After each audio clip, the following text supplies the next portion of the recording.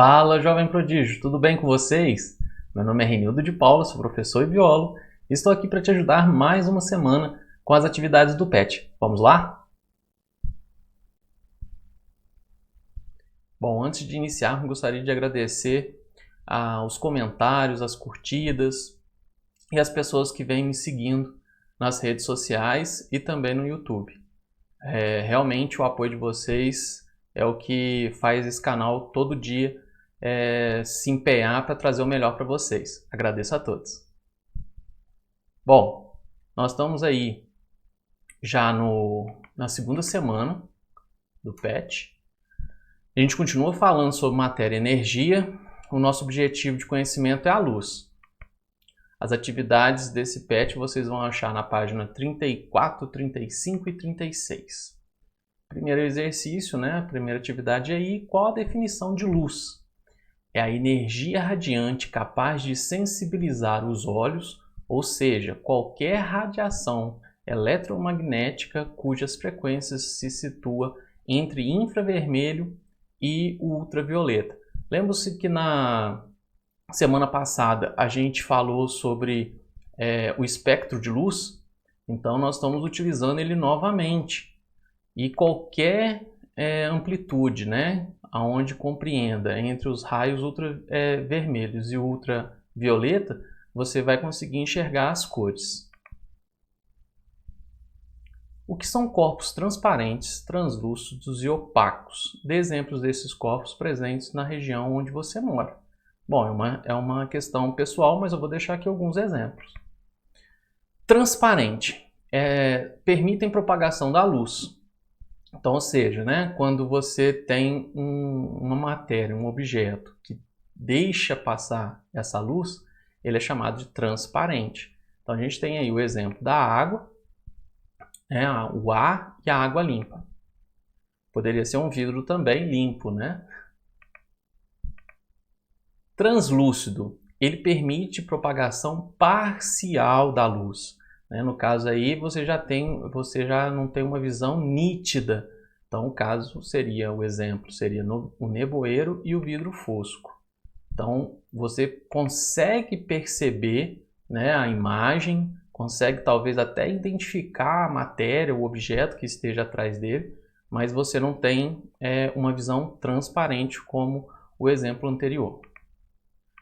E o opaco é aquele que não permite a propagação de luz, consequentemente você não consegue enxergar através dele. É o caso das paredes ou qualquer outro objeto, né? Um pedaço de madeira. Então, se ela obstrui a luz, ela não deixa você enxergar, visualizar o que está atrás dela. A não ser que você seja o super-homem. Com a sua visão de raio-x.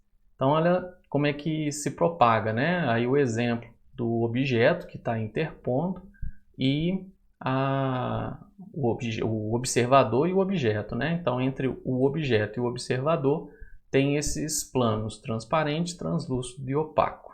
Vocês percebam que a imagem é a mesma, o que difere é exatamente o que está interpondo aí, né? O que está entre o objeto e o observador. Descreva com suas próprias palavras o princípio da propagação retilínea. Esse é um conceito complicado, porque por mais que a gente resuma, a gente acaba copiando e guardando, né, essa informação. Então é um meio homogêneo e transparente. A luz se propaga em linha reta. Basicamente é isso. Então o que é a propagação retilínea? Está falando de reta. Então é a luz que se propaga em linha reta. Então ela pode ser convergente, divergente ou paralelas, mas ela sempre vai ser uma reta. Descreva com suas próprias palavras o princípio da independência dos raios. A trajetória de um feixe de luz não é afetada pela trajetória de outro ponto de luz. Então vocês percebam aí, né, que quando você vai num show ou num espetáculo que tem aqueles canhões de luz, elas não desviam. Aonde você aponta um, mesmo que tenha vários outros, o ponto é fixo, né? Ele mantém uma trajetória reta e não desvia independente de outro. Descreva com suas próprias palavras o princípio da reversibilidade dos raios luminosos. Quando o sentido de propagação se inverte daí, né, sua trajetória não se altera. Isso é muito utilizado com espelhos. Tá? Então, quando você visualiza uma pessoa por espelho, aquela pessoa também te enxerga, também está te vendo. Então, o retrovisor de carro é um bom exemplo para isso. Um resuminho aí dos 3 princípios, né? O retilíneo sempre em linha reta, a independência dos raios, independente se um raio é azul, amarelo, colorido, seja como for, eles não se alteram. E a reversibilidade, como eu falei, né, no caso de uso de espelhos, quando a luz reflete por ele, a pessoa que vê imediatamente também está vendo o objeto. Então, o objeto é enxergado pelo observador e o observador também observa o objeto. Que característica de luz torna possível a formação das sombras? A formação das sombras é entendida como a formação de uma região destituída de luz. Tá? Então, deixei aí grifado para quem às vezes coloca nos comentários que as respostas são muito grandes, mas é para que vocês entendam a conexão da frase, né? A formação de uma região destituída de luz. Então, isso é a formação da sombra. Esse é uma consequência do princípio da propagação retilínea da luz. Então, quando você tem essa ausência de luz, ela vai projetar uma sombra. Os nossos complementos. Sombra é a consequência da propagação retilínea de luz. Raio que não atravessa um corpo opaco promove a formação da sombra. E é muito utilizado há muitos e muitos anos. Diferencie sombra projetada de penumbra. A sombra projetada, ou umbra, é a região de escuridão total. Penumbra é a região escurecida ali parcialmente, né? De escuridão parcial. Então, quando você tem um foco de luz, ela vai projetar, né, aqui essa sombra exatamente por um objeto opaco. E aí vai ter 2 sombras, uma bem mais escura, né, que é a escuridão total, chamada de sombra ou umbra, e você tem a penumbra, que é aquela sombrinha, aquela que fica um pouco mais clara. Explique eclipse lunar. O que é o eclipse lunar? É um fenômeno celeste que ocorre quando o planeta Terra está entre o Sol e a Lua. Então, ou seja, você tem esses 3 elementos, né? Sol, Terra e Lua. Nessa ordem, a Terra vai estar entre o Sol e a Lua. Nessa posição, a Lua fica totalmente ou parcialmente invisível por algum tempo. E às vezes nem todos os locais conseguem ver esses eclipses, né? Vai depender do continente e do local onde no espaço que isso vai acontecer. Então percebam lá, ó, a Lua dando a volta.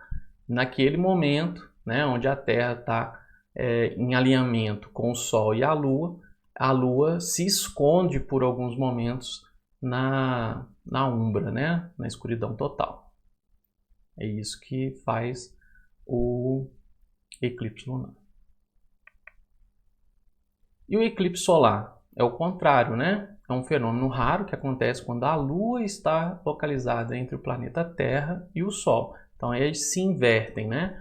Aí, no caso, a gente continua tendo esses 3 elementos, né? Esses 3 astros.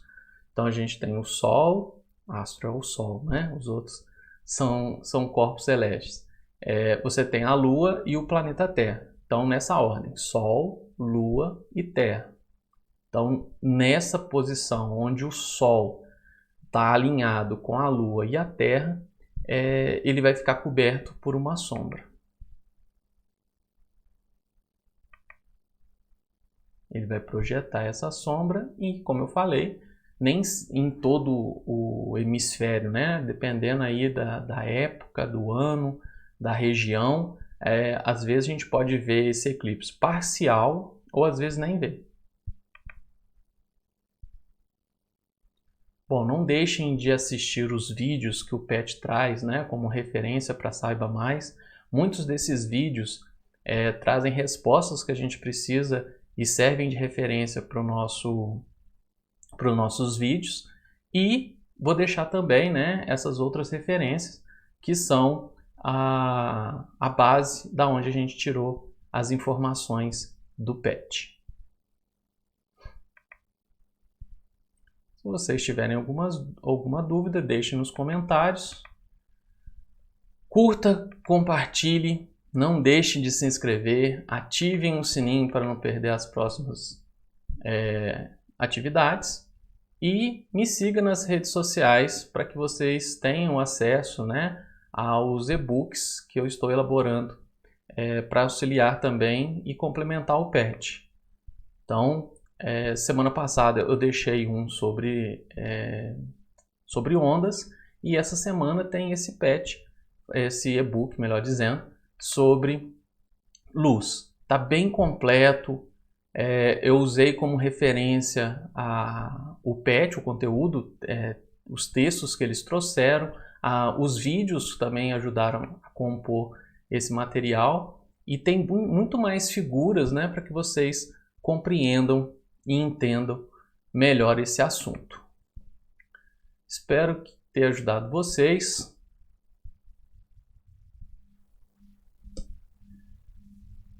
Gostaria de agradecer mais uma vez as pessoas que estão apoiando, né, esse trabalho, que não é fácil, mas que traz muita satisfação para eu continuar fazendo. E espero aí encontrar vocês até semana que vem. Sucesso sempre, pessoal!